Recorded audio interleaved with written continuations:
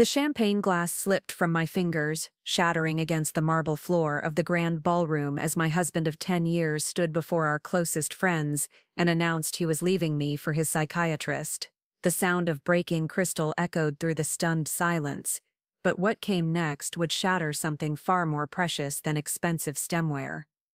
What David didn't know was that I held the power to destroy the very foundation of his new love's career with a single phone call. The woman he chose over me was about to learn that some battles are won not with tears but with the quiet authority that comes from signing paychecks. Before we jump back in, tell us where you're tuning from, and if this story touches you, make sure you're subscribed, because tomorrow I've saved something extra special for you.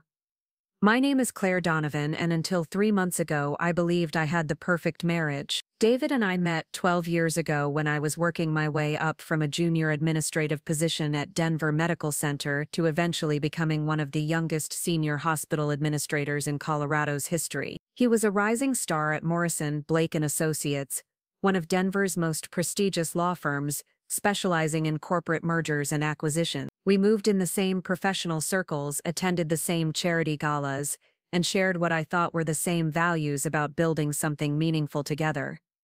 Our wedding at the chapel at Beaver Creek was featured in Colorado Bride magazine, not because we sought the spotlight, but because everything about our union seemed to represent the modern American success story. Two professionals who had worked their way up from middle-class backgrounds, finding love and building an empire together. The article called us Denver's power couple to watch, and for nearly a decade we lived up to that billing. I poured myself into my career with the same intensity I brought to our marriage. Healthcare administration wasn't glamorous, but I discovered I had a natural talent for seeing the bigger picture, for understanding how the complex machinery of a modern hospital system could be optimized to serve both patients and staff better. By age 32, I was overseeing a budget of over $200 million and supervising nearly 3,000 employees across 4 facilities. More importantly, I had earned a seat on the hospital's board of directors, making me one of the few women in Colorado with genuine decision-making power over major healthcare policy. David seemed proud of my success, at least initially. He would introduce me at parties as the woman who actually runs Denver's biggest hospital, always with that charming smile that had first caught my attention at a legal conference in Aspen. When I received promotions, he celebrated with expensive dinners and weekend getaways to their favorite spots in Vail or Steamboat Springs. When I was featured in Denver Business Journal's 40 Under 40, he framed the article and hung it in his office. But somewhere along the way, something shifted. The celebrations became more perfunctory.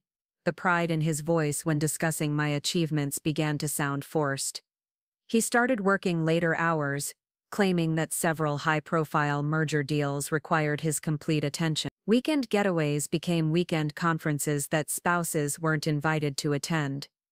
The intimacy that had once felt effortless began requiring scheduling, then became something we talked about scheduling but never quite managed to prioritize. I attributed these changes to the natural evolution of any long-term relationship. Both of us were navigating demanding careers, and I assumed we were simply going through a phase that many successful couples experience. When David suggested we start seeing a marriage counselor, I was actually relieved. It felt like a mature, proactive step toward strengthening our foundation before any serious cracks could develop. Dr. Amanda Hayes came highly recommended from David's colleague, whose marriage had reportedly been saved through her intervention. Her practice was located in a beautifully renovated building in Lodo, the kind of space that whispered expensive discretion. Everything about her office was designed to put clients at ease, from the soft lighting to the carefully curated art collection featuring local Colorado artists. Hayes herself was probably in her late 30s, with auburn hair that caught the light perfectly and the kind of understated elegance that suggested she understood exactly how much power came with being beautiful, intelligent, and holding people's deepest secret. Our first session felt productive. Dr. Hayes had a way of asking questions that seemed to get to the heart of issues without making either of us feel defensive. She helped us identify communication patterns that weren't serving our relationship, and gave us exercises designed to rebuild intimacy and trust. For the first time in months, David and I were talking openly about our feelings, our fears, and our hopes for the future. I threw myself into the process with characteristic determination.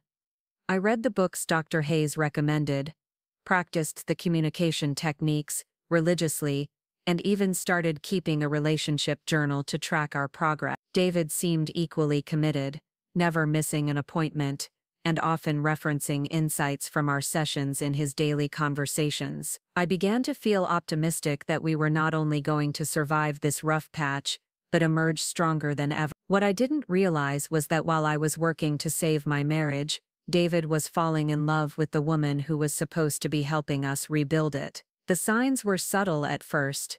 David began mentioning Dr. Hayes more frequently in casual conversation, referring to insights she had shared during their individual sessions. He started dressing more carefully for therapy appointments, claiming he had important client meetings afterward that required professional attire. His mood seemed to improve dramatically on therapy days, but the happiness felt directed outward, rather than toward our relationship. I dismissed these observations as paranoia.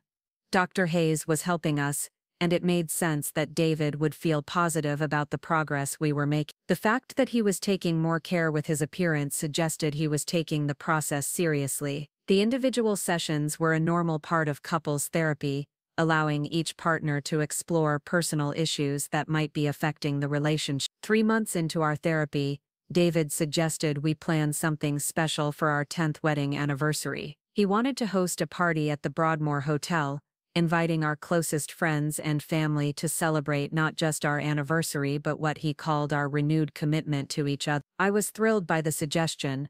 It felt like a public declaration that we had successfully navigated our challenges and were ready to begin the next chapter of our marriage. I spent weeks planning every detail of the celebration. The Grand Ballroom at the Broadmoor was reserved for a Saturday evening in late September, when the aspen trees would be turning golden and the weather would be perfect for guests to enjoy the outdoor terraces. I arranged for our favorite caterer, the one who had provided the rehearsal dinner for our wedding, to create a menu featuring Colorado cuisine, with sophisticated twists. A string quartet would provide ambient music during cocktail hour, followed by a jazz trio for dancing later in the evening. The guest list included 36 people who had been important to our relationship over the years: David's partners from the law firm and their spouses, my colleagues from the hospital, college friends who had remained close, and family members from both sides. I even invited Dr. Hayes, thinking it would be meaningful to include the person who had helped us rediscover our connection. As the date approached,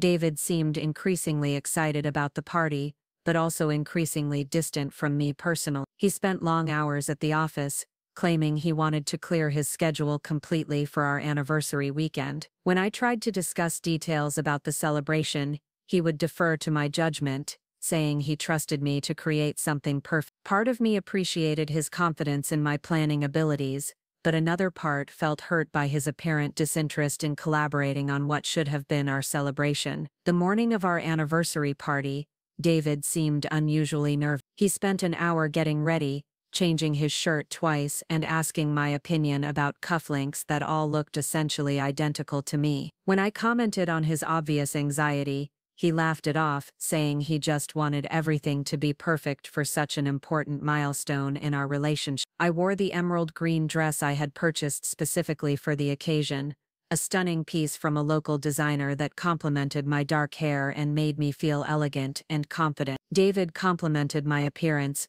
but there was something distracted about his attention, as if his mind was already somewhere else. We arrived at the Broadmoor an hour before our guests were scheduled to arrive, ostensibly to ensure that all the arrangements were in place. The ballroom looked exactly as I had envisioned it, with soft lighting, beautiful floral arrangements, and an atmosphere that felt both celebratory and intimate. The catering staff was putting finishing touches on the appetizer displays, and the musicians were setting up their equipment in the corner. David excused himself to make a phone call, saying he needed to check on a work emergency that had developed that morning. I used the time to walk through the space one final time, adjusting small details and taking a moment to appreciate what we had accomplished. 10 years of marriage had brought challenges, but we had worked through them. We were stronger now than we had been as newlyweds, more mature in our understanding of what love required. Guests began arriving promptly at 7 o'clock. Lisa and Tom Rodriguez, our closest couple friends, were among the first to appear,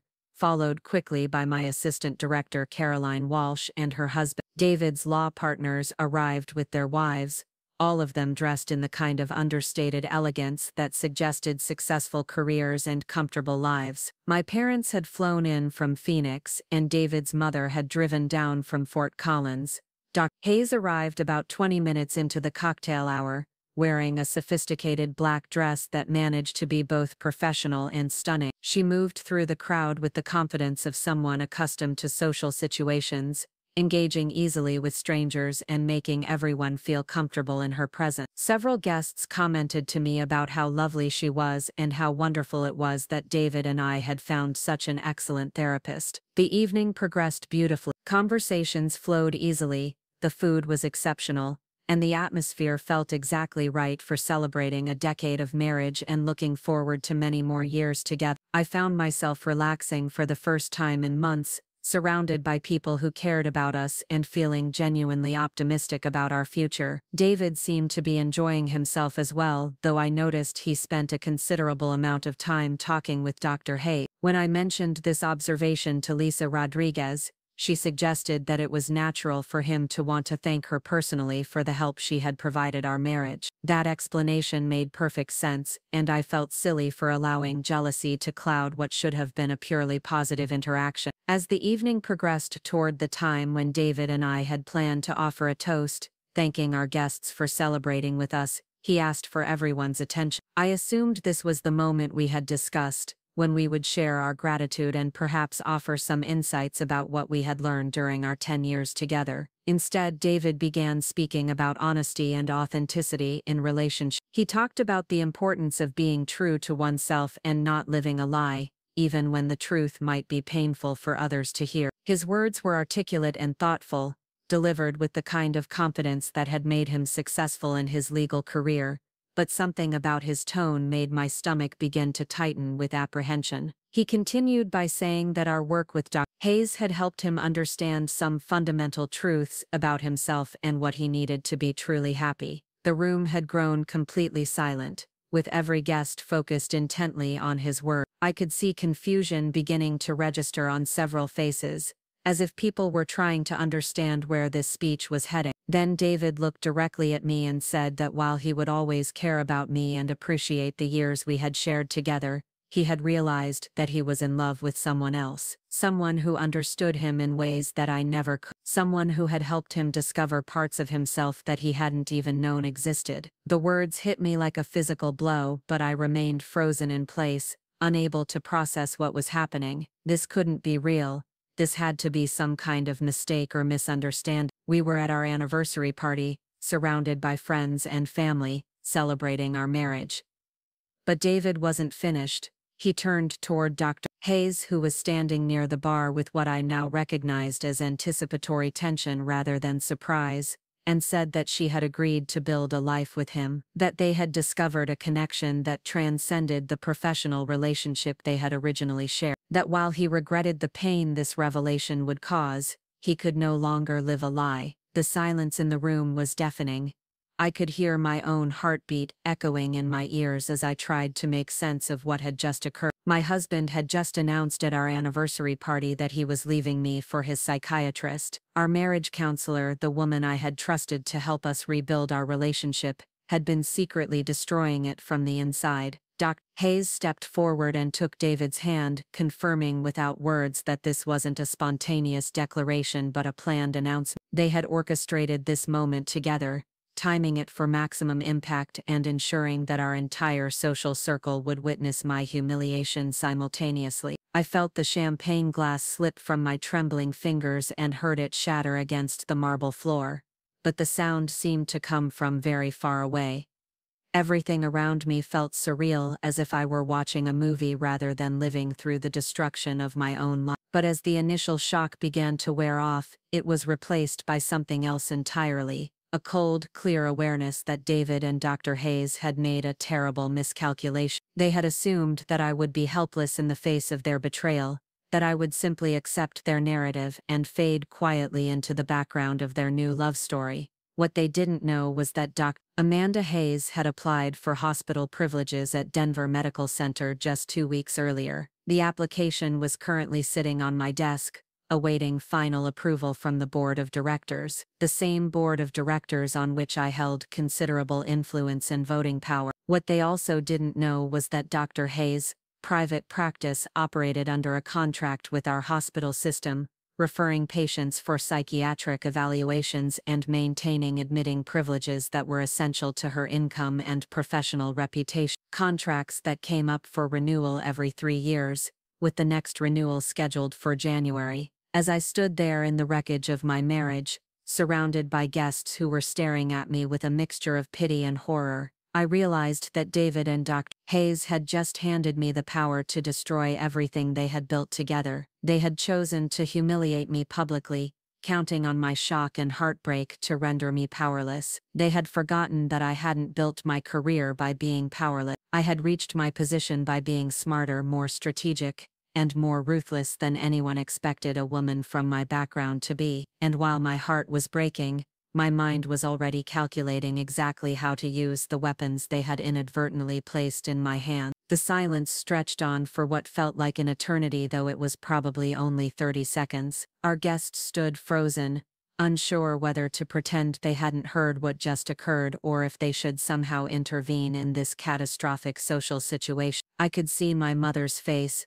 pale with shock and confusion, while David's mother appeared to be studying the floor with intense concentration, as if she could somehow disappear into the marble patterns beneath her feet. It was Lisa Rodriguez who finally broke the paralysis. She stepped forward, her voice carefully neutral as she suggested that perhaps this conversation should continue privately. Her husband Tom was already moving toward the door, clearly wanting to escape the suffocating atmosphere of betrayal and humiliation that had transformed our celebration into a nightmare. But I found my voice before anyone else could take control of the narrative. Standing straighter, I smoothed my emerald dress and looked directly at David with the kind of calm authority I used during particularly contentious board meetings at the hospital. "How long?" I asked, my voice carrying across the silent ballroom with crystalline clarity. David shifted uncomfortably, clearly not having expected this question. He had anticipated tears,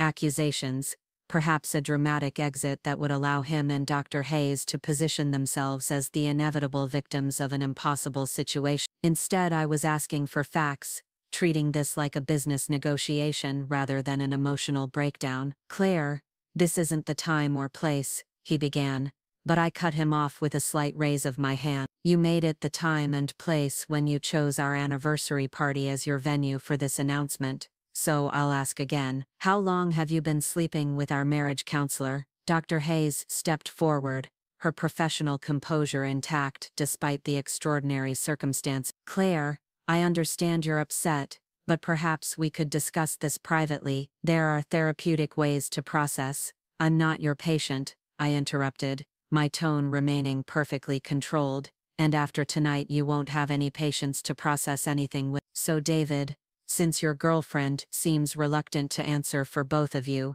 why don't you tell everyone exactly how long you've been lying to me?" The word girlfriend landed like a slap across Dr. Hayes. She had clearly positioned herself as something more sophisticated than that, perhaps as David's inevitable true love or his intellectual equal who had simply recognized a deeper connection. Reducing her to girlfriend stripped away all the romantic mystique she had probably constructed around their affair. David's jaw tightened, and for a moment I saw a flash of the ruthless lawyer he became during difficult negotiations. "Since June," he said finally. "It wasn't planned, Clay. These things just happen sometimes." June, 3 months ago, which meant that while I was earnestly working through relationship exercises and taking notes in my therapy journal, they had been conducting their affair right under my nose. Every session where Dr. Hayes had encouraged me to be more vulnerable, more open about my fears and insecurities, had been feeding information directly to the man who was betraying me.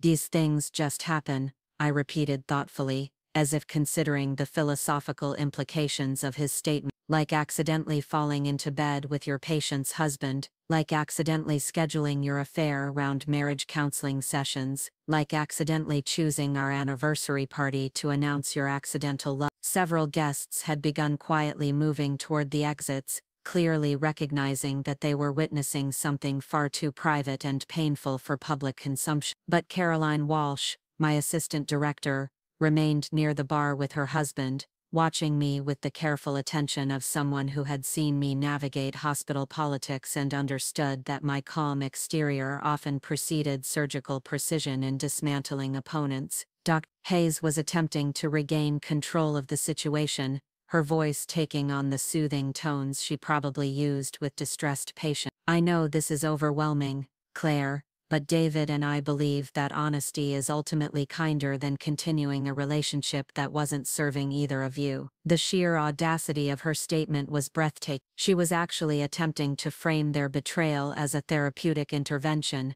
as if destroying my marriage had been done for my own good. The clinical detachment in her voice, the way she spoke about my relationship as if it were a case study rather than 10 years of my life, crystallized something cold and determined in my chest. "How thoughtful of you both," I replied, my voice maintaining that same eerily calm tone. "I'm sure you've given considerable thought to what would be best for everyone involved." David was beginning to look nervous. He knew me well enough to recognize that my composure under pressure usually meant I was formulating a strategy rather than simply accepting defeat. During our marriage, he had seen me use this same measured approach to systematically dismantle hospital administrators who had underestimated my authority or tried to undermine my decisions. "Claire," he said carefully, "I know this is hard, but we can work out the details privately. There's no need to make this more difficult than it has to be." I turned my attention fully to Dr. Hayes,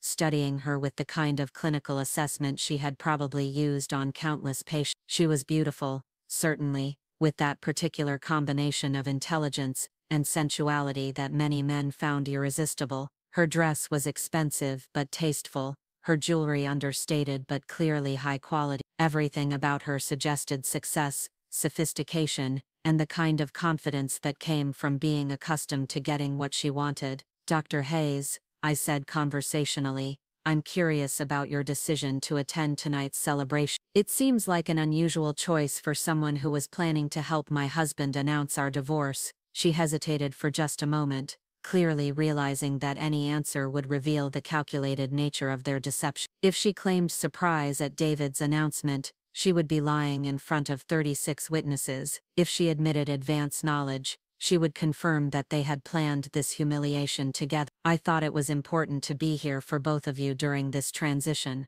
she said finally, choosing her words with the careful precision of someone who understood she was being recorded for posterity. "For both of us," I repeated slowly. "How wonderfully therapeutic of you. I'm sure your professional ethics training covered the best practices for attending social events with patient spouses whom you're secretly sleeping with." The reference to professional ethics sent a visible shock through Dr. Hayes' composure. For the first time since David's announcement, she looked genuinely alarmed rather than simply uncomfortable. Professional ethics violations were serious business in the medical community, potentially career-ending if reported to the proper authorities. But I wasn't finished with my question. I had spent years learning how to extract information during high-stakes conversations, and this particular conversation was going to be very high stakes indeed. "I'm also curious about the timeline of your relationship," I continued, my tone remaining conversational despite the devastating nature of my words. "June was when you began sleeping together, but when did you first discuss leaving your respective professional obligations behind? When did you first talk about David leaving me?" David stepped closer to Dr. Hayes,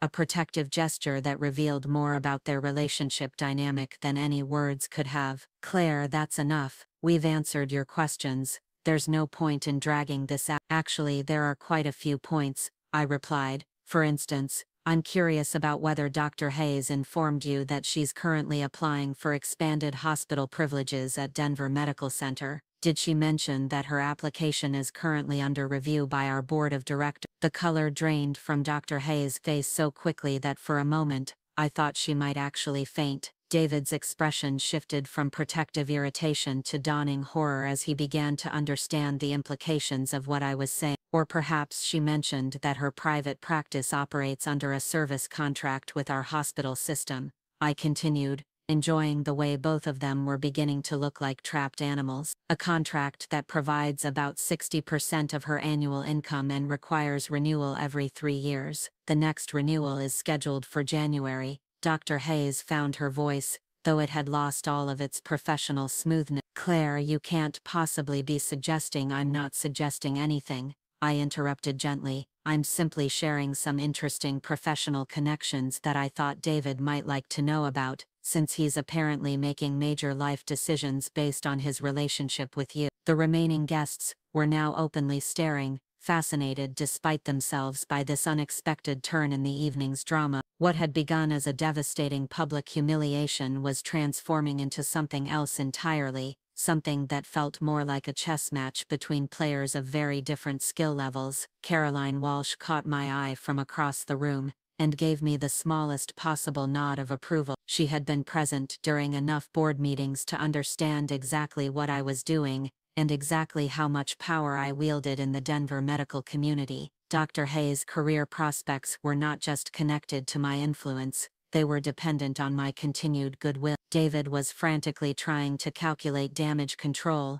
his legal mind working through the implications of what I had revealed. Claire, you wouldn't use your professional position to retaliate over personal matters. That's not who you are. The assumption in his statement was fascinating. Even after 10 years of marriage, even after witnessing my rise through the hospital hierarchy, David still didn't really understand the person he had married. He saw me as someone who played by rules, someone who would absorb betrayal and humiliation without fighting back using every weapon at her disposal. You're absolutely right, I said with a smile that didn't reach my eye. I would never use my professional position to retaliate over personal matters, but I might very well use my professional position to ensure that Denver Medical Center maintains the highest possible standards for the healthcare providers we credential and contract with. Hayes was now visibly shaking, her professional composure completely abandoned. She understood exactly what I was saying. My personal feelings about her affair with David were irrelevant to her professional prospect. What mattered was whether the hospital's board of directors felt comfortable endorsing a psychiatrist who engaged in sexual relationships with her patients' spouses while providing couples therapy. The medical ethics alone, I continued thoughtfully, would probably be enough to generate some interesting conversations during the credentialing review. But when you add in the questions about professional judgment, the ability to maintain appropriate boundaries, the trustworthiness required for someone who will be treating our most vulnerable patient, I let the sentence trail off, allowing everyone present to fill in the blanks about what those conversations might conclude. You can't do this, Dr. Hayes said, her voice now openly desperate. This is harassment. Preparing and narrating this story took us a lot of time, so if you are enjoying it, subscribe to our channel. It means a lot to us. Now back to the story.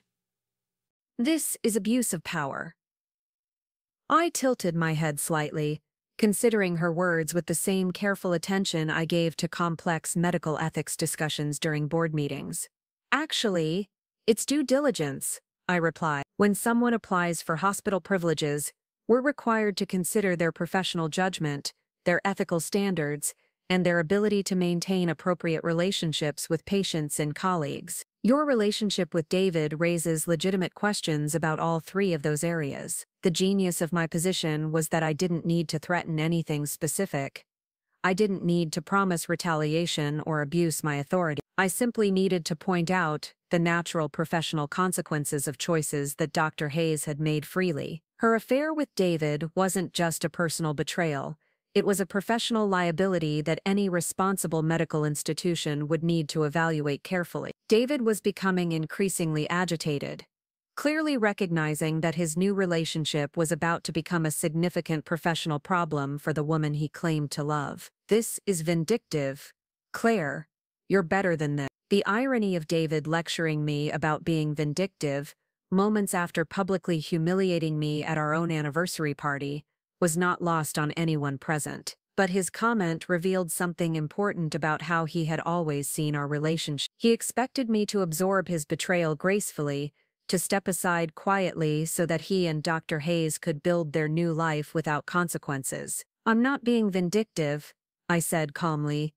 "I'm being realistic about the professional implications of personal choices. Dr. Hayes is free to sleep with whomever she chooses. She's free to destroy marriages, betray professional confidences, and conduct affairs with her patients' spouses. But those choices have consequences in the medical community, just like they have consequences everywhere else." The remaining guests were now completely silent, recognizing that they were witnessing something historic. This wasn't just a marriage ending. It was a masterclass in how someone with real power could respond to betrayal without ever losing control or dignity. Caroline Walsh moved closer, positioning herself where I could see her clearly. She was grinning now, barely containing her admiration for the strategic brilliance of what I was doing. During our years working together, she had often commented that I had a gift for finding the exact pressure point that would make opponents reconsider their positions. Tonight, I was demonstrating that gift on a very personal stage. Dr. Hayes turned to David with an expression of pure panic. "You said she worked in hospital administration.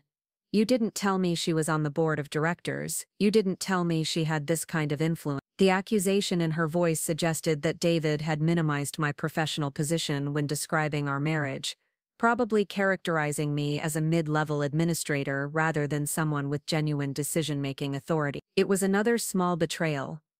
Another indication that he had never really seen me as his equal despite my obvious success. "I thought," David said weakly, "I thought she would handle this differently." I laughed then, the first genuine emotion I had shown since his announcement. "You thought I would handle your public humiliation of me differently. You thought I would simply accept that you had been conducting an affair with our marriage counselor and quietly disappear from your life without consequence." The laughter seemed to unnerve both of them more than my previous calm had. It suggested that I was genuinely amused by their miscalculation rather than devastated by their betrayal. "Here's what's going to happen," I said, my voice regaining its earlier professional authority. "You two are going to leave this party immediately. You're going to explain to everyone present that this was a mistake, that emotions got the better of you, and that you deeply regret the pain and embarrassment you've caused." "We can't do that," Dr. Hayes protested. "We meant what we said. We love each other." "Then you love each other right out of this ballroom," I replied sharply.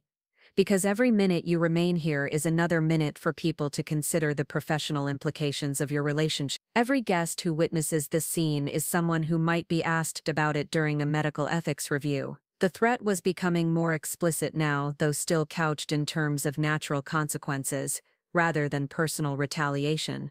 Hayes was beginning to understand that her affair with David hadn't just destroyed my marriage, it had potentially destroyed her career as well. "Please," she said, the professional mask finally slipping entirely. "This isn't fair. We didn't plan for it to happen this way." "Nothing about tonight was fair," I agreed. "But fairness isn't really the issue anymore. The issue is whether you want to salvage what's left of your professional reputation, or whether you want to continue making this situation worse for everyone involved." David grabbed Hayes's arm, clearly recognizing that I had outmaneuvered them completely. Whatever fantasy they had constructed about their grand romantic gesture was crumbling under the weight of practical reality. Love might conquer many things, but it rarely conquered professional suicide. "We're leaving," he said tersely. "But this isn't over, Claire." I smiled at him with genuine warmth for the first time all evening. "You're absolutely right, David. This isn't over. It's just beginning." After David and Dr. Hayes made their hasty exit, the remaining guests began filing out in small groups, offering awkward condolences and promises to call soon. The conversations were stilted, filled with the kind of careful language people use when they don't know whether they've witnessed a tragedy or a triumph. My mother lingered near the entrance, clearly torn between offering maternal comfort and respecting my obvious desire to handle the situation independently. Caroline Walsh waited until everyone else had departed before approaching me directly. "That was absolutely brilliant," she said without preamble. I've never seen anyone dismantle two people so thoroughly while maintaining complete professional dignity. I kicked off my heels, finally allowing myself to feel the exhaustion that came with sustaining that level of controlled intensity for over an hour. The ballroom suddenly felt cavernous and cold, decorated for a celebration that had become something else entirely. It was necessary, I replied, sinking into one of the chairs that had been arranged around the dance floor. They thought they could humiliate me publicly and I would simply accept it. They thought wrong. Caroline pulled up another chair, studying me with the kind of analytical attention she brought to complex administrative problems. What's your next move? Because you know they're going to regroup and try to find a way to minimize the damage. The question forced me to confront the reality of what I had started. In the heat of the moment, responding to David's betrayal and Dr. Hayes's arrogance, I had essentially declared war on both of them. Now I needed to decide how far I was willing to take that war and what victory would actually look like. David will probably try to claim that I threatened to abuse my professional position, I said, thinking through the likely legal strategies he might employ. He'll frame this as an unstable wife using her corporate connections to punish her ex-husband's new relationship. But you didn't actually threaten anything specific, Caroline pointed out. You just made them aware of the professional implications of their choices. That's not abuse of power, that's information sharing. She was right, of course. I had been very careful to avoid explicit threats or promises of retaliation. Everything I had said was technically true and professionally relevant. Dr. Hayes's relationship with David did raise legitimate questions about her professional judgment and ethical boundaries. Any medical ethics committee would need to consider those questions during a credentialing review.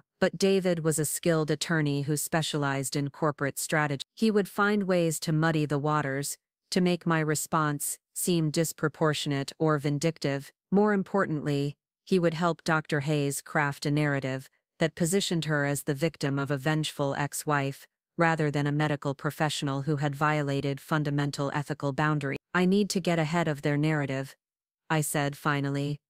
Whatever story they're going to tell about tonight, I need to establish the facts before they can spin them. Caroline nodded approvingly.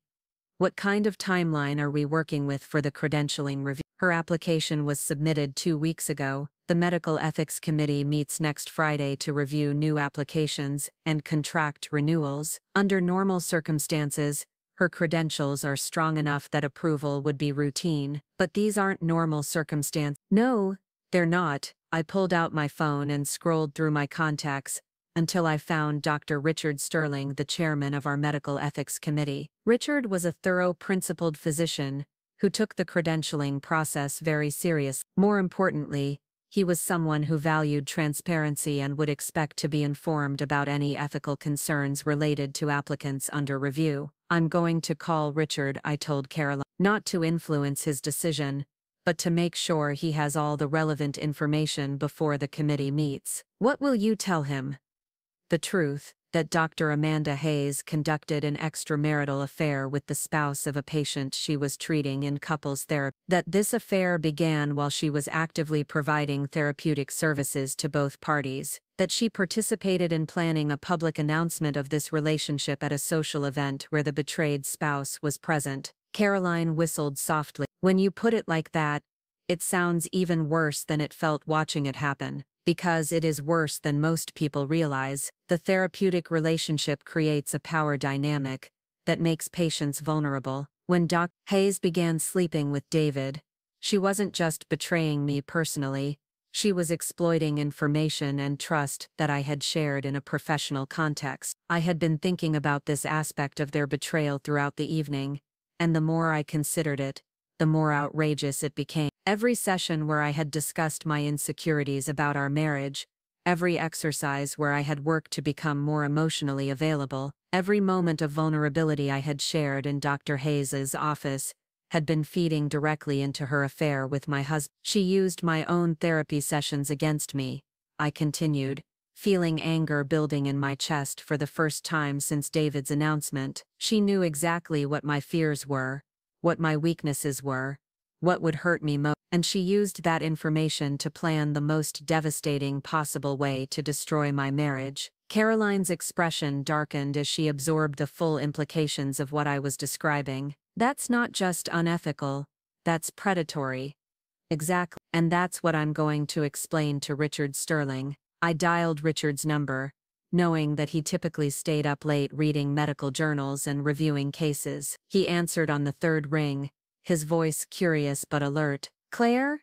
Is everything all right? It's rather late for a business call. Richard, I'm sorry to bother you at home, but I have some information about a pending credentialing application that I think you need to hear before the committee meets on Friday." There was a brief pause as Richard processed the unusual nature of my call. In the 5 years I had served on the hospital board, I had never contacted him directly about a specific applicant. "This sounds serious.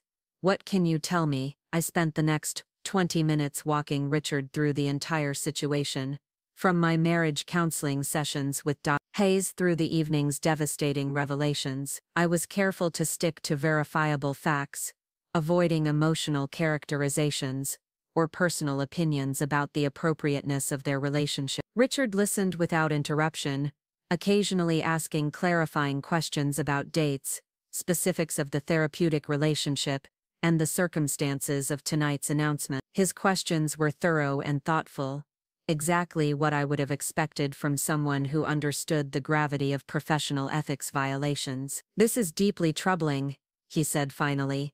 "If what you're describing is accurate, Hayes has violated multiple fundamental principles of therapeutic practice: the exploitation of information gained in a professional context, the sexual relationship with a patient's spouse, the participation in deliberately causing psychological harm to a patient." I can provide documentation of the therapy sessions, including appointments, payments, and the therapeutic goals we discussed, I offered. I can also provide witness statements from tonight's event confirming the circumstances of their announcement. I appreciate your thoroughness, but I suspect we won't need extensive documentation to reach a preliminary assessment. The facts you've described speak for themselves. Richard's tone had become increasingly serious as our conversation progressed. As chairman of the Medical Ethics Committee, he had reviewed hundreds of credentialing applications and dealt with numerous professional misconduct cases. He understood exactly how serious Dr. Hayes' violations were, and how they would be viewed by the broader medical community. "What happens next?" I asked. "I'll convene an emergency ethics review before Friday's scheduled meeting. Given the severity of the allegations, we'll need to conduct a formal investigation before we can proceed with any credentialing decisions. Dr. Hayes will be notified that her application is under ethics review, and will have an opportunity to respond to the allegations, and her existing hospital privileges. Those will be suspended pending the outcome of the investigation. We can't risk having a physician with unresolved ethics violations treating patients in our facility." The suspension of her hospital privileges meant that Dr. Hayes would lose a significant portion of her income immediately. Patients who required psychiatric hospitalization wouldn't be able to access her services, and she wouldn't be able to consult on cases within the hospital system. Combined with the likely non-renewal of her service contract, the financial impact would be devastating. After ending my call with Richard, I sat in the empty ballroom contemplating what I had set in motion. Within the space of a few hours, I had gone from being the victim of a calculated betrayal to being the architect of my betrayer's professional destruction. The transition felt surreal but also strangely satisfying. Caroline had been listening to my conversation with growing admiration. "You realize what you've just done, don't you? You've essentially ended her career in Denver, maybe in Colorado entirely, depending on how widely this information circulates. She ended her own career when she decided to sleep with her patient's husband," I corrected. "I just made sure the right people found out about it." But even as I said the words, I felt a flicker of uncertainty about the proportionality of my response. Dr. Hayes had betrayed me terribly, but destroying someone's entire professional life felt like a level of retaliation that might say more about me than about her. "Are you having second thoughts?" Caroline asked, clearly reading my expression. "I'm having complex thoughts," I admitted. "Part of me feels like she deserves everything that's coming to her, but another part of me wonders if I'm becoming someone I don't recognize." Caroline considered this carefully before responding. Can I tell you what I saw tonight? I saw a woman who built herself from nothing into one of the most powerful people in Denver's medical community. I saw someone who treated her marriage as a partnership and worked honestly to repair it when problems developed. And I saw someone who discovered that her husband and therapist had been systematically deceiving and manipulating her for months. She paused, letting those words sink in before continuing.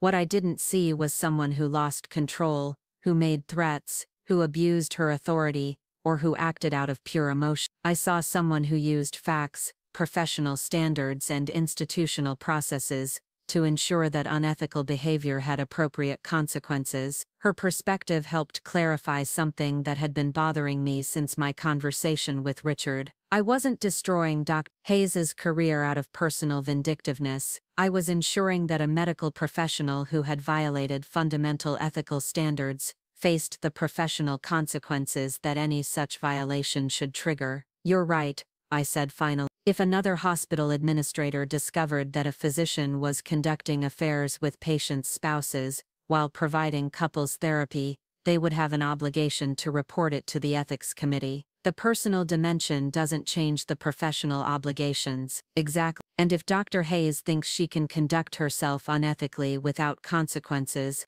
just because her victim happened to be married to one of her patients, then she fundamentally misunderstands how professional accountability works. We sat in comfortable silence for several minutes, both of us processing the evening's extraordinary events. The ballroom around us still bore all the decorations I had arranged for a 10th anniversary celebration. Fresh flowers, elegant lighting, beautiful linens that had been chosen to commemorate a decade of marriage that was now officially over. "What are you going to do about David?" Caroline asked eventually. It was a question I had been avoiding, partly because the answer felt both obvious and overwhelming. David had made his choice when he decided to announce our divorce at our anniversary party. He had forfeited any right to consideration, respect, or gentle treatment when he chose public humiliation as his preferred method of ending our marriage. Divorce him, I said simply. Take him for everything he's worth, which probably isn't as much as he'd like people to believe. What do you mean?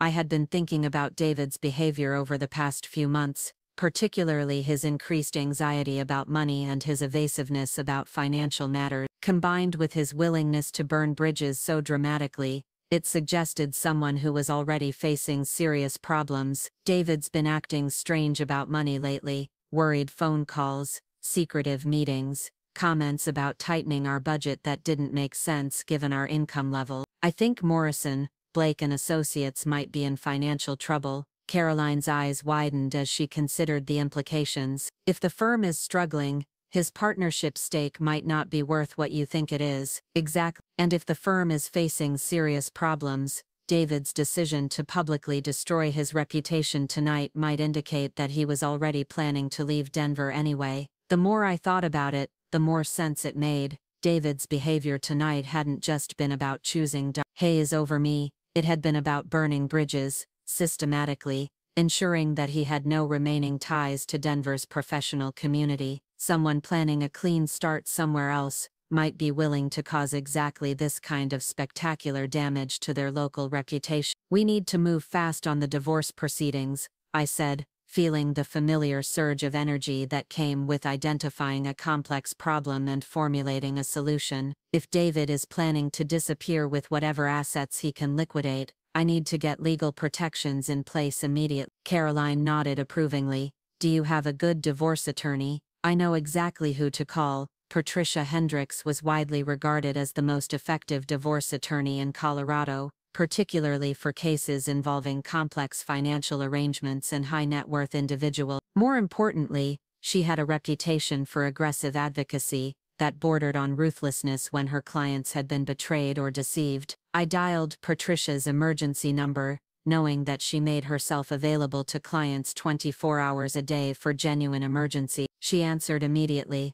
her voice alert and professional despite the late hour. Patricia, this is Claire Donovan. I need emergency legal representation for a divorce filing. Claire, I'm sorry to hear that. What kind of timeline are we working with? I need papers filed first thing Monday morning. I have reason to believe my husband may attempt to hide or transfer marital assets. Patricia's tone sharpened immediately. What kind of evidence do you have about potential asset concealment? I spent the next 30 minutes explaining the evening's events and my suspicions about David's financial situation. Patricia listened with the kind of focused attention that reminded me why she commanded such high fees and such fierce loyalty from her client. Based on what you're telling me, we need to move aggressively on multiple fronts, she said when I finished. Emergency asset preservation orders, forensic accounting review, comprehensive discovery demands. If David is planning to run, we need to make it as expensive and difficult as possible. What about the affair with Dr. Hayes?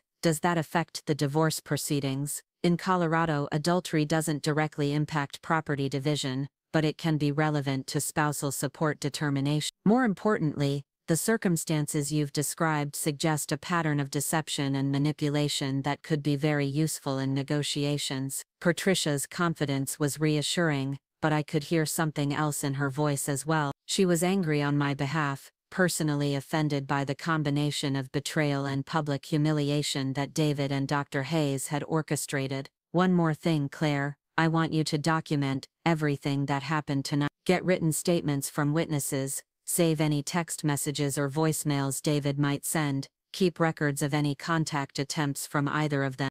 If this gets ugly, and I suspect it will, we want to control the narrative completely. After ending my call with Patricia, I felt something I hadn't experienced since David's announcement. Genuine optimism about the future. The Thangern had started with the destruction of my marriage, but it was ending with the foundation for my complete liberation from people who had systematically undervalued and betrayed me. You look different, Caroline observed. More like yourself than you have in months. She was right. For the first time in longer than I could remember, I felt like the person who had built a successful career through intelligence, determination, and strategic thinking. The person who had earned respect through competence, rather than seeking approval through accommodation. I feel different, I admitted. I feel like I'm finally fighting back. Monday morning arrived with the kind of crisp autumn clarity that made Denver's skyline look like a postcard. I had spent the weekend in my downtown office, working through the emotional aftermath of Friday's revelations, while simultaneously preparing for what would undoubtedly be the most complex professional and personal challenge of my life. Caroline had stayed with me through most of Saturday, helping me organize documentation and serving as both strategic advisor and emotional support. The hospital felt different as I walked through the familiar corridors toward my office. Every colleague who greeted me seemed to carry an undercurrent of curiosity or sympathy, suggesting that word of Friday's anniversary party disaster had already begun circulating through Denver's interconnected professional community. Dr. Sterling had undoubtedly briefed key medical staff about the ethics investigation, and news like that rarely stayed contained within official channels. My assistant, Jennifer Martinez, met me at the elevator with a stack of messages and an expression that suggested she had spent her weekend fielding inquiries about my personal situation. Jennifer had worked with me for 3 years and possessed the kind of protective instincts that made her invaluable during crisis management. Mrs. Donovan, I've screened all your calls and emails from the weekend, she said as we walked toward my office. 37 media requests, mostly from local news outlets and the Denver Post Society section. 16 calls from colleagues expressing support.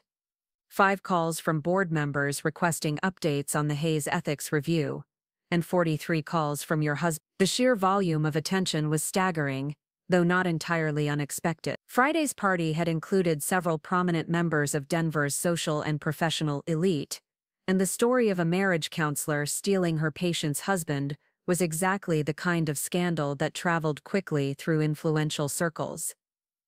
What kind of media request? I asked, settling into my office chair and surveying the carefully organized chaos that Jennifer had created from the weekend's communications. Everything from sympathetic human interest angles to investigative pieces about professional ethics in the medical community. Channel 7 wants to interview you about therapeutic abuse. The Denver Post business section wants to discuss how personal crises affect healthcare leadership. Rocky Mountain News wants to explore the intersection of medical ethics and divorce proceedings. The media attention represented both an opportunity and a significant risk. Controlling the narrative around Friday's events could help establish me as the sympathetic victim of professional misconduct, rather than a vindictive ex-wife abusing her institutional authority. But any misstep in handling media relations could backfire spectacularly, particularly if David and Dr. Hayes decided to wage their own public relations campaign. Draft a statement declining all media interviews at this time. Say that I'm focused on my professional responsibilities and that any questions about medical ethics should be directed to the appropriate institutional authorities. Jennifer nodded approvingly. What about Mr. Donovan's call? He's left increasingly desperate voicemails requesting meetings to discuss the situation privately. I considered this carefully. David's desperation suggested that he was beginning to understand the full scope of what I had set in motion, but allowing him access to me personally could undermine the legal strategy that Patricia Hendricks was developing. Any conversation with David at this point could be used against me later, particularly if he recorded it or twisted my words to support claims about vindictive behavior. All communication with David goes through Patricia Hendricks from now on. If he wants to discuss anything, he can have his attorney contact mine. He doesn't have an attorney yet, apparently.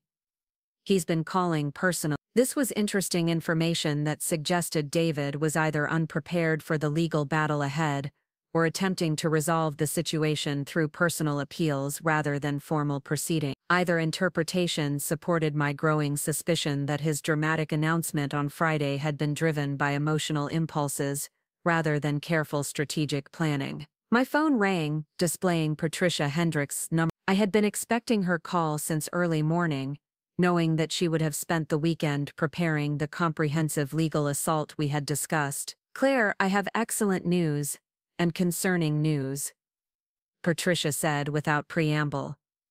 Which would you like first? The concerning news. I prefer to end conversations optimistically. David's financial situation is worse than we suspected. The forensic accountant I hired for emergency weekend work discovered that Morrison, Blake & Associates has been hemorrhaging money for the past 18 months. 3 major clients left the firm, 2 partners resigned, and they've been borrowing against future earnings to maintain operations. This information confirmed my suspicions about David's recent behavior, but also created new complications for the divorce proceeding. If David's partnership stake was worthless or heavily encumbered, the marital assets available for division would be significantly smaller than I had anticipated. How bad is it?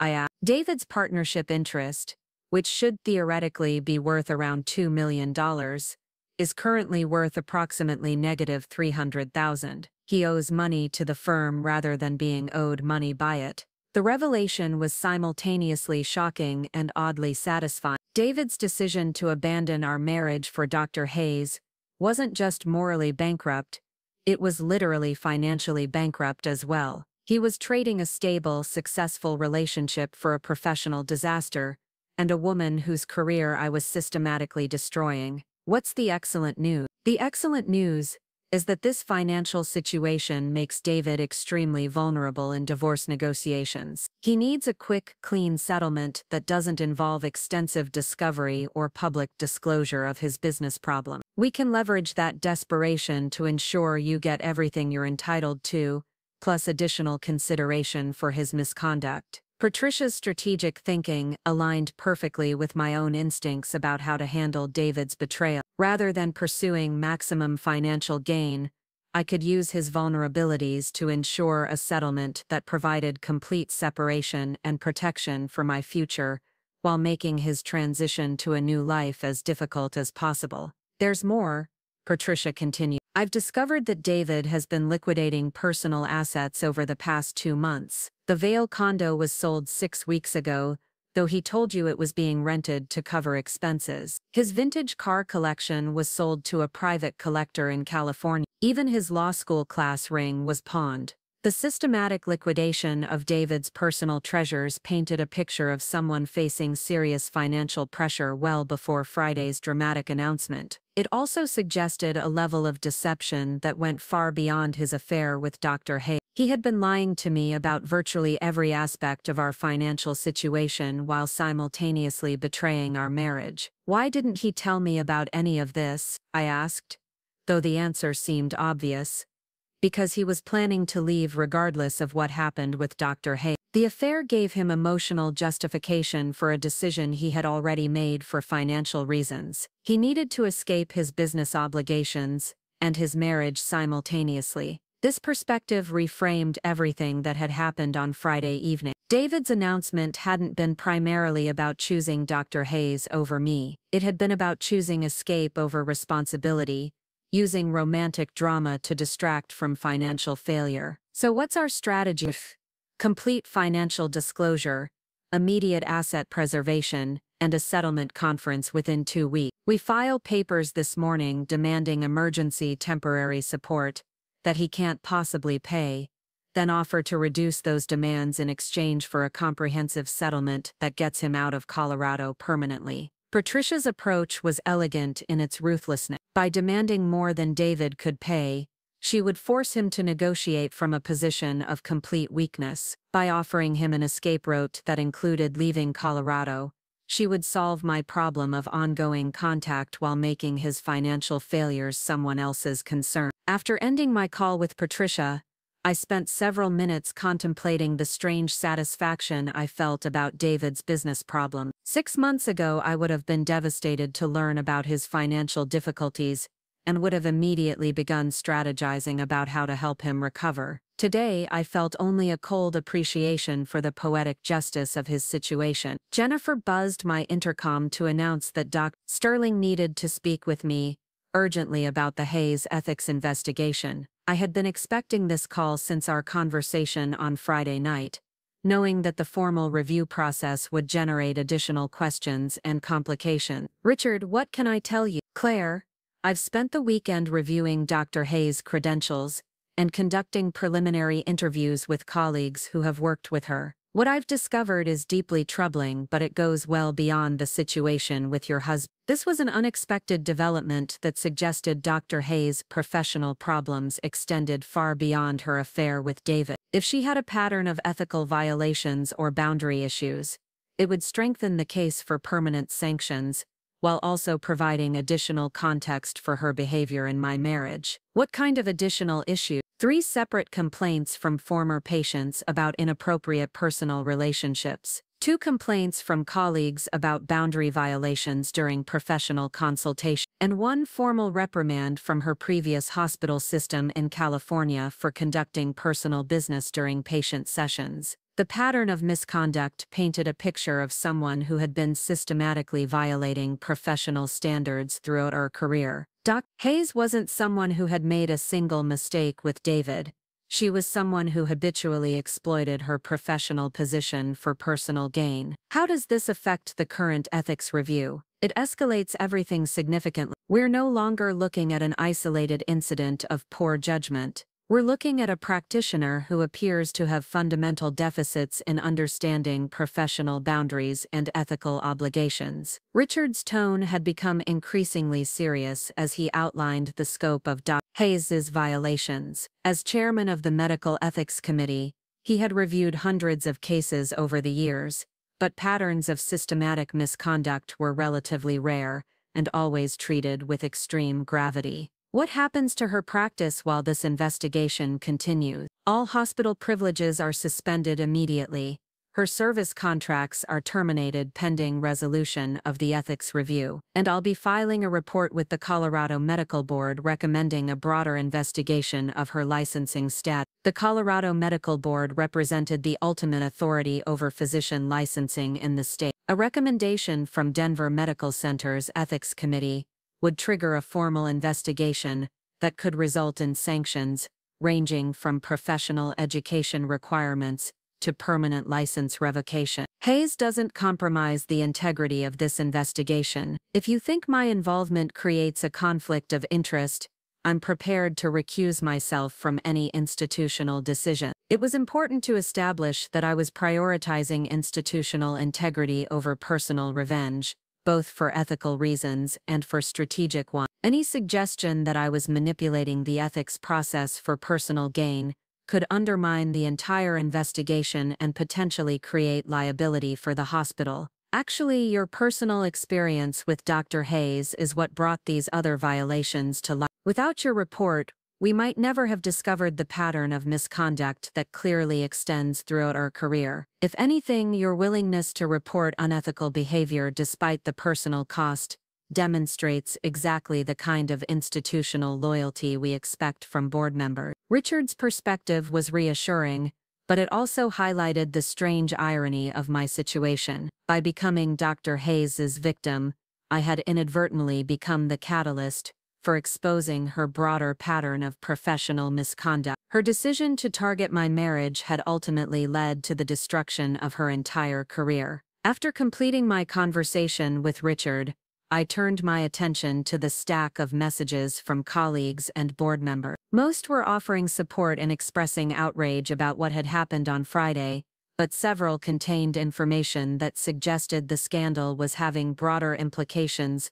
throughout Denver's medical community. Dr. Michael Chen, the chief of psychiatry at Presbyterian Medical Center, had called to report that 2 patients had contacted his office requesting transfers from Dr. Hayes' practice. Sarah Martinez from Rose Medical Center wanted to discuss concerns about collaborative cases they had worked on together. Dr. James Thompson, who served on the Colorado Medical Association's Ethics Committee, was requesting copies of our investigation materials for potential statewide review. The ripple effects of Dr. Hayes's misconduct were spreading throughout the professional community faster than I had anticipated. Her reputation was being systematically destroyed, not through gossip or rumors, but through the natural consequences of ethical violations being reported to appropriate authorities. My phone rang again, this time displaying a number I didn't recognize. I almost declined the call, but something made me answer. Mrs. Donovan,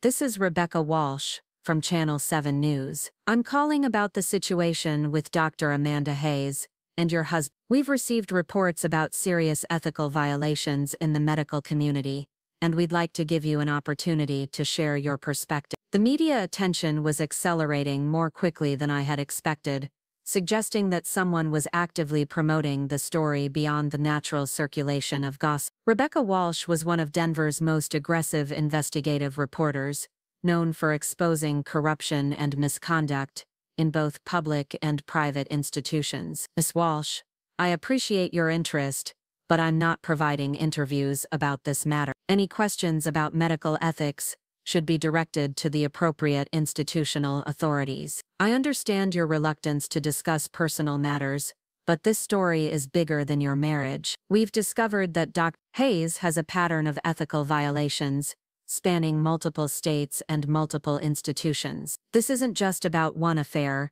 it's about systematic abuse of professional trust. Rebecca's information suggested that she had been conducting her own investigation, parallel to the medical ethics review. If she had discovered additional violations, beyond what Richard Sterling had found, the story would become even more damaging to Dr. Hayes, while potentially positioning me as a whistleblower rather than a vengeful ex-wife. What kind of additional violations? Patient exploitation, insurance fraud, unlicensed practice, in Nevada, sexual relationships with multiple patients' family members. Dr. Hayes isn't just unethical, she's been running what amounts to a criminal enterprise, disguised as a medical practice. The scope of misconduct that Rebecca was describing went far beyond anything I had imagined. If even half of what she was claiming could be documented, Dr. Hayes was facing not just professional sanctions, but potential criminal prosecution. Have you confirmed these allegations? We have documentation, witness statements, and cooperation from law enforcement in 3 states. This investigation has been ongoing for 6 months, triggered initially by complaints in California. Your situation on Friday night just provided the final piece, we needed to establish a clear pattern. This revelation completely reframed my understanding of recent events. Dr. Hayes hadn't targeted my marriage randomly or opportunistically. She had been operating under investigation and had likely been preparing to flee Colorado when her relationship with David provided a convenient exit strategy. Miss Walsh, if what you're saying is accurate, then Dr. Hayes has been using my husband and my marriage as cover for criminal activity. That's exactly what we believe, and we think Dr. Hayes may have been planning to disappear with your husband as a way to avoid prosecution. Can you think of any conversations or behaviors that might support that theory? I thought back through David's recent behavior, particularly his financial anxiety and secretiveness about business matters. If Dr. Hayes had been planning to flee prosecution, she would have needed someone with legal expertise and access to financial resources. David's law firm connections and our personal assets would have made him an ideal partner for someone planning to disappear. David has been liquidating personal assets and acting secretively about financial matters for the past 2 months. I thought it was related to business problems, but it could have been preparation for leaving Colorado permanently. That fits our timeline perfectly. We believe Dr. Hayes has been planning her exit since the California investigation intensified in July. Your husband's announcement on Friday might have been their planned departure signal, disguised as a romantic gesture. The conversation with Rebecca Walsh continued for another 20 minutes, during which she shared additional details about Dr. Hayes'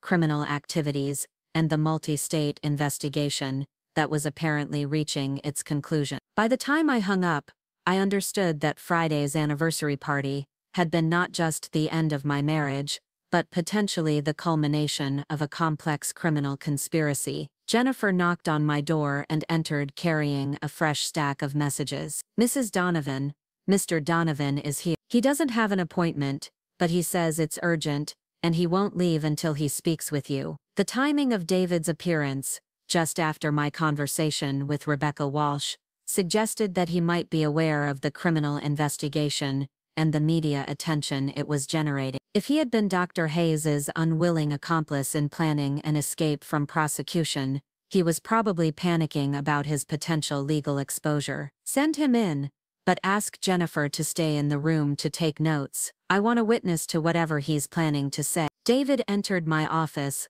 looking haggard and desperate, his usually immaculate appearance replaced by wrinkled clothing and the kind of exhaustion that suggested he hadn't slept since Friday night. He glanced nervously at Jennifer, clearly having expected a private conversation. Claire, we need to talk privately, this is important. Jennifer stays. Any conversation we have at this point is potentially relevant to legal proceedings, and I want documentation. David's face flushed with anger and frustration. This is ridiculous. I'm still your husband. We should be able to have a private conversation. You stopped being my husband in any meaningful sense when you announced our divorce at our anniversary party. You're now someone who is potentially facing criminal prosecution, and I'm not going to risk becoming involved in whatever legal problems you've created. The reference to criminal prosecution hit David like a physical blow. He sank into the chair across from my desk, his face draining of color as he processed what I had said.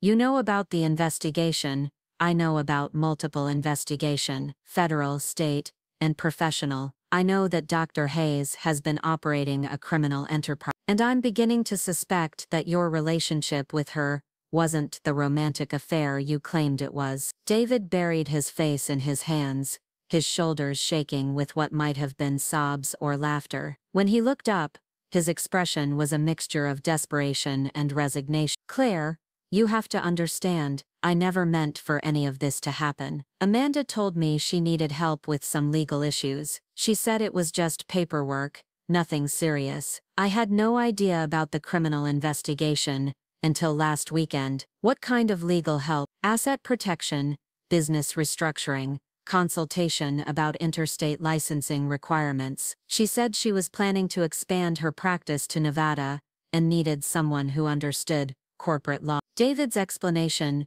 painted a picture of someone who had been manipulated and used rather than being a willing criminal accomplice. If Doc Hayes had been planning her escape from prosecution, she would have needed legal advice about protecting assets and establishing practice in states where she wasn't under investigation. When did the relationship become personal? June.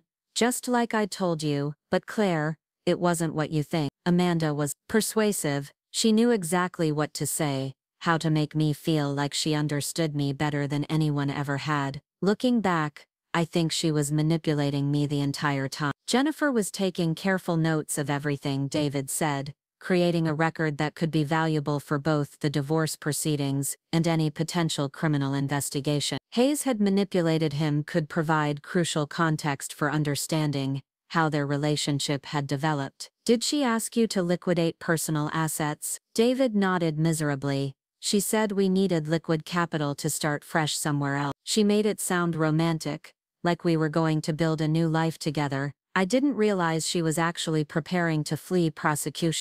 And Friday night? Was that her idea too? She said it would be cleaner to make a public announcement rather than letting rumors circulate. She said it would give us control over the narrative and make the transition easier for everyone. Hayes's manipulation had been systematic and sophisticated, exploiting David's professional expertise while simultaneously destroying his marriage and financial stability. She had used him to obtain legal advice, liquidate assets, and create a public distraction from her criminal activities, all while convincing him that he was participating in a grand romantic gesture. David, I need you to understand something very clearly. Dr. Hayes has been under criminal investigation for months. She has a pattern of exploiting patients and colleagues spanning multiple states. Your relationship with her wasn't a love affair. It was part of a criminal conspiracy. The full reality of his situation was finally penetrating David's awareness. He had sacrificed his marriage, his financial stability, and potentially his professional reputation for someone who had been using him as an unwitting accomplice in criminal activity. What do I do now? He asked, his voice barely above a whisper. You get a criminal defense attorney immediately. You cooperate fully with law enforcement. And you pray that your cooperation is enough to avoid prosecution for aiding and abetting whatever crimes Dr. Hayes was committing. David left my office 20 minutes later carrying Jennifer's business card with the name and number of the criminal defense attorney she had recommended. He looked like a man who had just realized that his entire world was collapsing around him, which was probably an accurate assessment of his situation. After David departed, I sat in my office contemplating the extraordinary turn that my life had taken in just 4 days. On Friday evening, I had been the victim of a devastating betrayal. By Monday afternoon, I had become the catalyst for exposing a criminal conspiracy while positioning myself for complete victory in divorce proceedings against a husband who was facing potential prosecution. The irony was almost too perfect to believe. Dr. Hayes had chosen to target my marriage as part of her escape plan, not realizing that I possessed exactly the institutional authority and professional connections necessary to destroy her criminal enterprise. David had chosen to betray me for someone who was using him as an unwitting accomplice, not realizing that his betrayal would lead to the exposure of crimes that could result in his own imprisonment. Jennifer knocked and entered with another stack of messages. Miss Donovan, Rebecca Walsh called back. She wants to schedule a follow-up interview for this evening's news broadcast. She says the story is breaking tonight and she'd like to include your perspective. I considered the media opportunity carefully. Rebecca Walsh's investigation would expose Dr. Hayes's criminal activities regardless of my participation, but providing my perspective could help ensure that the narrative positioned me as a victim who had courageously reported misconduct rather than a vengeful ex-wife who had abused her authority. Schedule the interview for this afternoon, and Jennifer, prepare a comprehensive timeline of everything that's happened since Friday. I have a feeling we're going to need detailed documentation of every decision and every conversation. As I began preparing for the media interview that would make this scandal a matter of public record, I reflected on how completely the tables had turned since Friday evening. Dr. Hayes and David had planned to humiliate me publicly while launching their new life together. Instead, they had triggered a series of events that would likely result in Dr. Hayes's imprisonment and David's professional ruin. The missing chair at my anniversary party had indeed shown me exactly where I belonged. Not at a table with people who would betray and manipulate me, but in a position of authority where I could ensure that such betrayals had appropriate consequences. The television studio at Channel 7 News felt surprisingly intimate despite the professional lighting and camera equipment. Rebecca Walsh had requested a live interview for the evening broadcast, claiming that breaking developments in the Dr. Hayes investigation warranted immediate coverage. I had agreed, recognizing that controlling the initial media narrative would be crucial for protecting both my reputation and my position at the hospital. Rebecca settled into her chair across from me, her expression conveying the kind of focused intensity that had made her one of Denver's most respected investigative journalists. During our pre-interview conversation, she had shared additional details about the multi-state investigation that painted an even more disturbing picture of Dr. Hayes's criminal activity. "We're live in 30 seconds, the director announced, and Rebecca composed herself with the practiced professionalism of someone who had broken dozens of major stories throughout her career. The red light on the camera activated, and Rebecca began speaking directly to the viewing audience with the authoritative tone that commanded attention across Denver's television market. "Good evening, Rebecca Walsh with a Channel 7 investigation that has uncovered a shocking pattern of criminal behavior within Colorado's medical community. Amanda Hayes, a licensed psychiatrist practicing in Denver, has been operating what law enforcement officials describe as a systematic fraud scheme spanning multiple states and involving the exploitation of vulnerable patients." Rebecca turned toward me, her expression shifting to convey appropriate sympathy while maintaining journalistic objectivity. "With me tonight is Claire Donovan, Senior Hospital Administrator at Denver Medical Center and a member of the hospital's board of directors. Ms. Donovan, you were personally victimized by Dr. Hayes in a way that ultimately exposed this criminal conspiracy. Can you tell us how this began?" I had rehearsed my response carefully, focusing on the professional aspects of the situation rather than the personal betrayal that had initiated everything.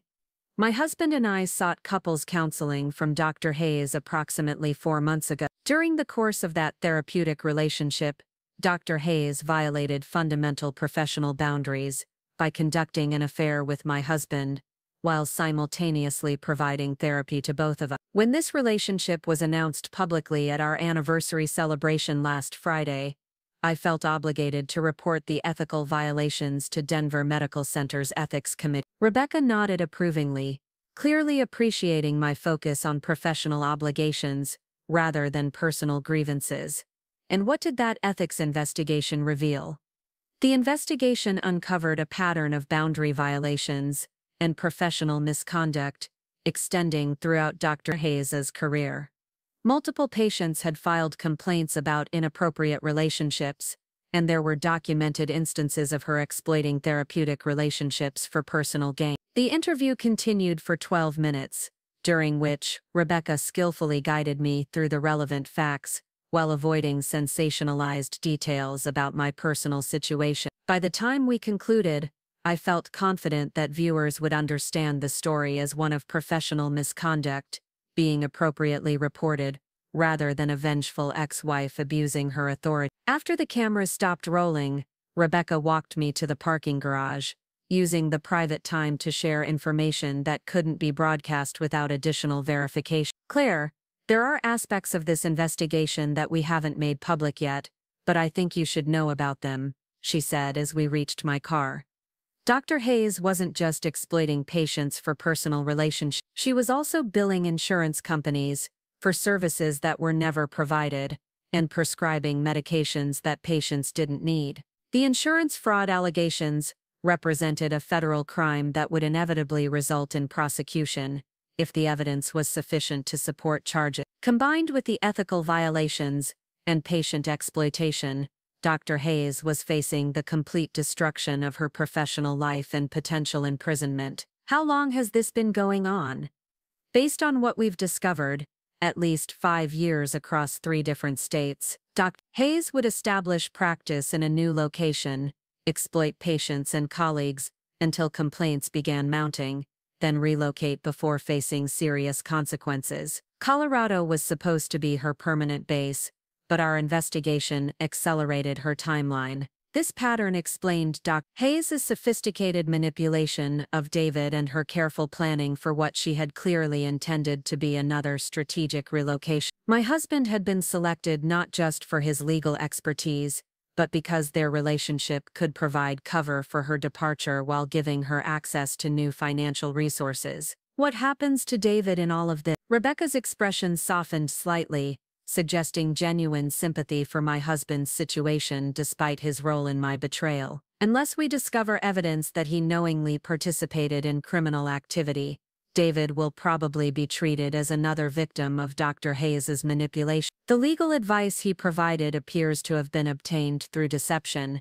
and his asset liquidation seems to have been done without understanding its true purpose. The drive home gave me time to process the full scope of what had been revealed throughout the day. Dr. Hayes' criminal activities extended far beyond anything I could have imagined when I first reported her ethical violations. David's betrayal, while personally devastating, had actually been part of a sophisticated criminal scheme, rather than a simple affair. My phone rang as I pulled into the parking garage of my downtown apartment building. Patricia Hendrick's number appeared on the display, and I answered immediately, anticipating news about the divorce proceedings. "Claire, we've had an extraordinary development. David's attorney contacted me this afternoon requesting an emergency settlement conference. Apparently David is desperate to finalize the divorce before he potentially faces criminal charges." This news aligned perfectly with what I had learned about the criminal investigation and David's growing understanding of his legal vulnerability.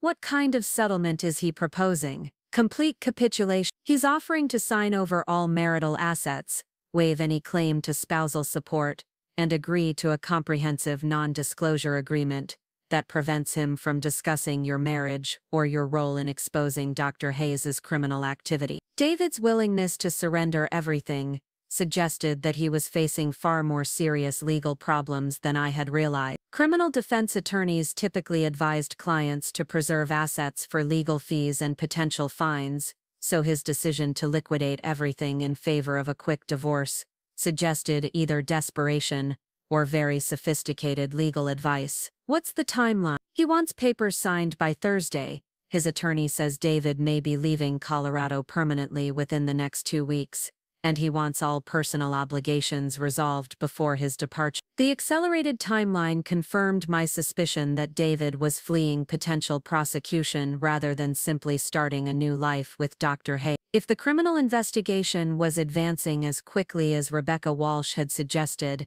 David's departure might be his only opportunity to avoid becoming a target himself. "Do we accept his offer?" "Absolutely. You get everything you're entitled to, plus the security of knowing that David disappears from your life permanently. He gets the clean break he needs to rebuild somewhere else, without the shadow of this scandal following him." After concluding my conversation with Patricia, I spent the evening reviewing the comprehensive documentation that Jennifer had prepared covering everything that had occurred since Friday night. The timeline read like the plot of a complex thriller, with each revelation building toward an inevitable conclusion that exceeded anything I could have planned or anticipated. Tuesday morning brought news that the Colorado Medical Board had expedited their investigation of Dr. Hayes based on the evidence provided by Denver Medical Center's Ethics Committee. Her medical license was suspended pending the outcome of both the professional review and the criminal investigation. Every hospital in Colorado had been notified that she was no longer authorized to practice medicine in any capacity. Wednesday's Denver Post featured a front-page story about the investigation, complete with photographs of Dr. Hayes being escorted from her office by federal agents. The article detailed her pattern of criminal behavior across multiple states and described the sophisticated scheme she had used to exploit patients while avoiding prosecution. My role in exposing the conspiracy was mentioned only briefly, characterizing me as a hospital administrator who had fulfilled her professional obligation to report ethical violations. By Thursday morning, when I met Patricia at the courthouse to finalize my divorce, Dr. Hayes had been arrested on federal charges including wire fraud, insurance fraud, and conspiracy to commit interstate flight to avoid prosecution. David, who had been cooperating with investigators since Monday, was not charged but had agreed to testify in exchange for immunity from prosecution. The divorce proceeding itself was anticlimactic, requiring only signatures and notarization to dissolve 10 years of marriage. David appeared exhausted and defeated, signing documents without reading them while his attorney handled all communication. The only moment of direct eye contact occurred when we left the courthouse, and his expression conveyed something that might have been apology or regret. "That's the end of it," Patricia said, as we watched David and his attorney disappear into the parking garage. "You're officially free of both him and this entire situation," but freedom felt more complex than I had anticipated. While I had achieved complete victory in both the divorce proceedings and the exposure of Dr. Hayes's criminal conspiracy, the emotional cost of the past week was beginning to register. 10 years of marriage had ended not with reconciliation or mutual understanding but with criminal investigations and federal prosecution. That evening, Caroline Walsh visited my apartment, carrying a bottle of champagne and a stack of congratulatory messages from colleagues throughout the hospital system. The medical community had rallied around me in a way that was both gratifying and overwhelming, treating me as a hero who had exposed corruption rather than a victim who had been betrayed. "You realize what you've accomplished, don't you?" Caroline said as we settled onto my balcony overlooking downtown Denver. "You've eliminated a criminal who was exploiting vulnerable patients, protected the integrity of the medical profession, and demonstrated that no one is above professional accountability." Her perspective helped me understand that the personal pain of David's betrayal had ultimately served a larger purpose. Dr. Hayes would never again be able to exploit patients or colleagues, and her prosecution would send a clear message throughout the medical community about the consequences of professional misconduct. "It doesn't feel like victory," I admitted. "It feels like survival." "Sometimes survival is victory," Caroline replied thoughtfully. "Sometimes refusing to be destroyed by people who underestimate you is the most powerful thing you can do." Over the following weeks, as the criminal case against Hayes progressed through the federal court system, I began to understand the broader implications of what had occurred. The investigation had exposed similar criminal schemes in Nevada, California, and Arizona, leading to additional arrests and the protection of hundreds of patients who might otherwise have been victimized. David relocated to Seattle, where his legal expertise apparently found a more welcoming environment than Denver's scandal-conscious professional community. We exchanged no communication after the divorce, though I occasionally received updates through mutual acquaintances, who reported that he seemed to be rebuilding his career and personal life successfully. Hayes ultimately accepted a plea agreement that resulted in a 7-year federal prison sentence and the permanent revocation of her medical license. During her sentencing hearing, federal prosecutors described her crimes as representing a systematic betrayal of the trust that patients place in medical professionals, language that resonated deeply with my own experience of her manipulation and deception. The most unexpected consequence of the entire situation was the transformation of my own professional reputation. Rather than being damaged by association with a scandal, my decisive response to Dr. Hayes's misconduct had established me as a leader who prioritized institutional integrity over personal consideration. Within 6 months, I received job offers from medical systems in Chicago, Atlanta, and Los Angeles, all seeking executives who demonstrated my combination of strategic thinking and ethical leadership. But Denver had become home in ways that transcended professional opportunity. The city where I had built my career and survived my greatest personal crisis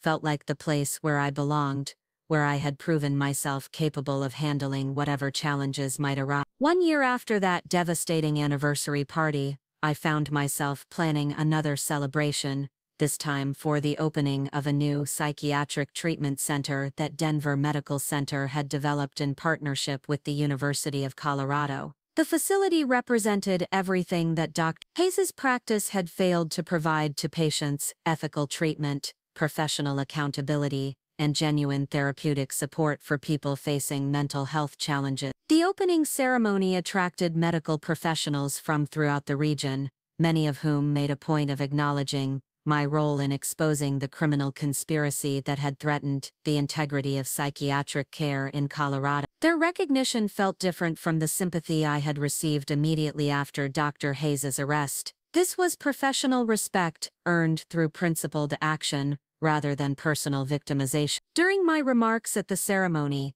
I spoke about the importance of maintaining professional standards and the responsibility that medical leaders bear for protecting patients from exploitation.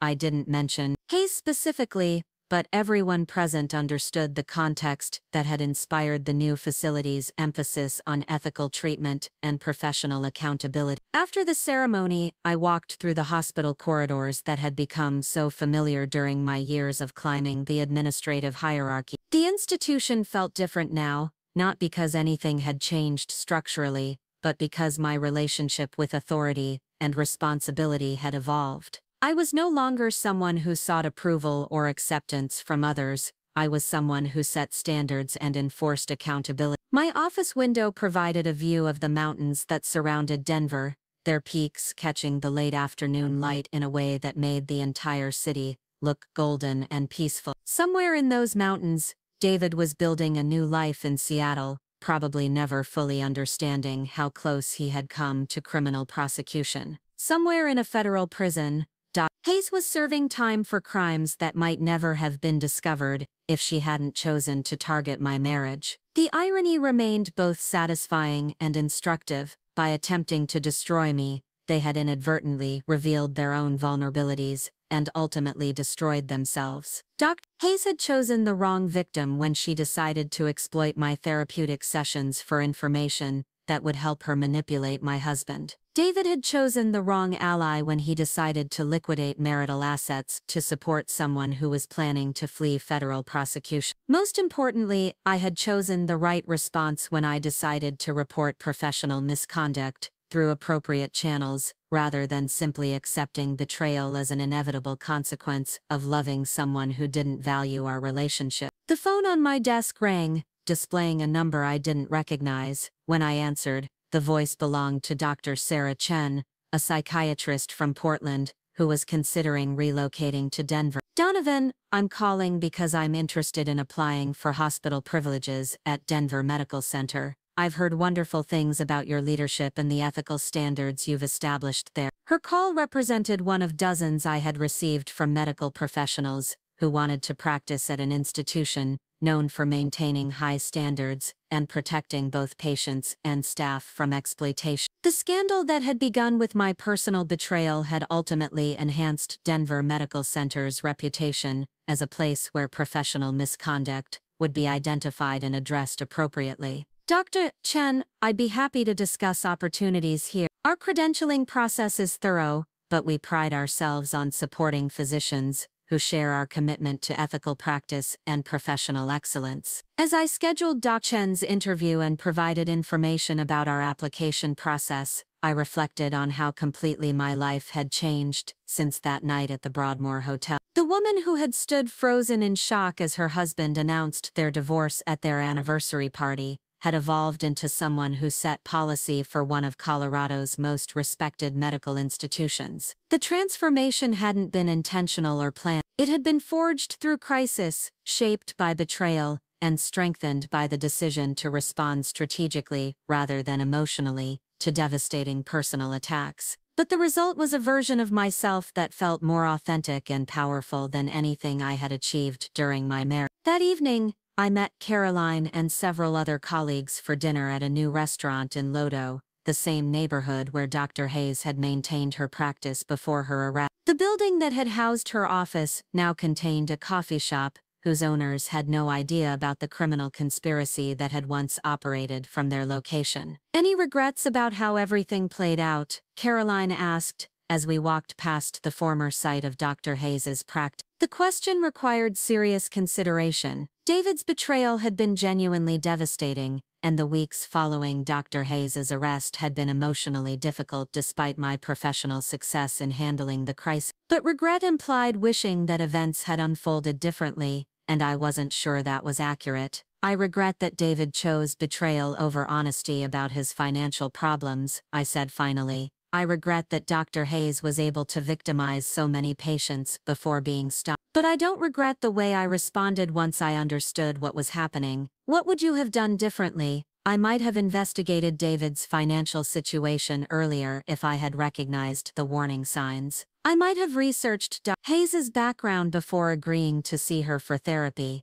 But once they made their choices, I think I handled everything as well as possible. Caroline nodded approvingly. You turned a personal disaster into a professional triumph while protecting hundreds of potential victims from a criminal conspiracy. That's not just handling things well, that's exceptional leadership. As we continued our walk through downtown Denver, I thought about the missing chair that had started everything. That empty space at our anniversary dinner had indeed shown me exactly where I belonged, though not in the way that David and Dr. Hayes had intended. I belonged in positions of authority where I could ensure that betrayal and exploitation had appropriate consequences. The city lights reflected off the windows of the buildings around us, creating patterns that seemed both random and purposeful. Denver had been the setting for the worst betrayal of my life, but it had also been the place where I discovered reserves of strength and strategic thinking that I hadn't known I possessed. 6 months later, I received an invitation that crystallized how completely the situation had resolved itself. The Colorado Medical Association wanted to present me with their annual award for excellence in medical administration, recognizing my role in exposing professional misconduct and protecting patient welfare. The ceremony would be held at the same hotel where David had announced our divorce, though in a different ballroom. I accepted the award on behalf of everyone who had contributed to the investigation and prosecution of Dr. Hayes's criminal conspiracy. During my acceptance speech, I spoke about the responsibility that medical leaders bear for maintaining professional standards and the importance of responding decisively when those standards are violated. The audience included colleagues who had supported me throughout the crisis, journalists who had helped expose the criminal conspiracy, and medical professionals from throughout Colorado, who understood the significance of what had been accomplished. Dr. Sterling was present, having been recognized for his leadership of the ethics investigation that had initiated everything. After the ceremony, as I stood in the hotel lobby accepting congratulations from colleagues and friends, I realized that this location no longer held any emotional significance related to my failed marriage. The Broadmoor had become simply a venue where I had received professional recognition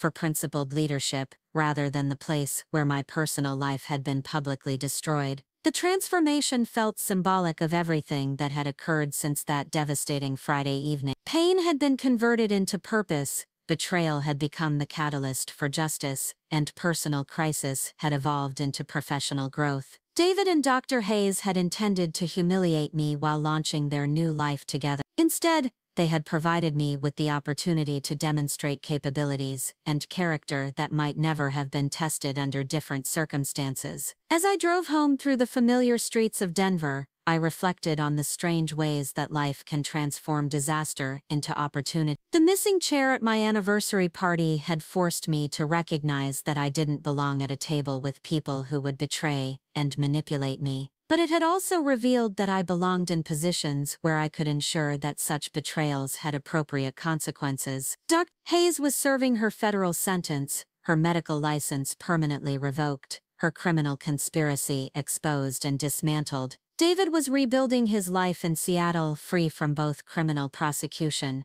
and any connection to my continued success. And I was leading one of Colorado's most respected medical institutions, my professional reputation enhanced rather than damaged by the scandal that had begun with such personal devastation. The irony remained perfect in its symmetry. They had planned my humiliation and achieved their own destruction. I had been targeted for exploitation and became the instrument of justice. What was intended to be my ending had become my beginning. Up next, you've got 2 more standout stories right on your screen. If this one hit the mark, you won't want to pass these up. Just click and check them out.